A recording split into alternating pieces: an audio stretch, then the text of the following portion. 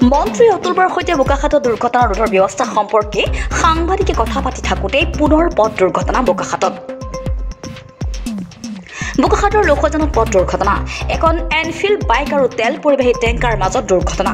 দুৰ্ঘটনাগ্ৰস্ত বাইকখনৰ পঞ্জীয়ন নম্বৰ AS03AA7646 আৰু টেংকাৰ পঞ্জীয়ন নম্বৰ হ'ল WB23F7773।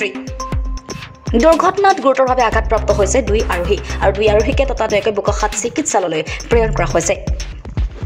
নিউজ ডেস্ক ৰিপৰ্ট বোকাখাতৰ পৰা বগুল দত্ত ৰিপৰ্টাৰ লাইভ অসম। এখন গাড়ীয়ে খুনা মাৰিছিলে বাইকখন, মানে এজন চিৰিয়াছ মানুহ দুজন আছিলে পৰহে চিনি পোৱা নাই ল'ৰাকেইজন। ভয়ংকৰ ঘটনা আৰু দুৰ্ঘটনা। ট্ৰাকে মাৰিছে, ট্ৰাকৰ লগত সংঘৰ্ষ হৈছে। ট্ৰাকখন ইতিমধ্যে বোকাখাত আৰক্ষীয়ে জব্দ ধৰিছে বুলি গম পাইছো। জেগাটো কি এইটো লোকজান বুলি কয়। চিনাকি এতিয়ালৈ বৰ্তমানলৈকে হোৱা নাই, চিনি পোৱা নাই। কিবা ওলাই আছিলে, ধোঁৱা ওলাই আছিলে, কিবা এচিড আছে নেকি গ্লানটোত। বাইকখন পাছ হৈ যোৱাৰ সম্ভাৱনা আছে, গতিকে আমি অলপ সতৰ্ক হৈ আছো। যেতিয়ালৈকে আমাৰ গাড়ী নাহে তেতিয়ালৈকে আমি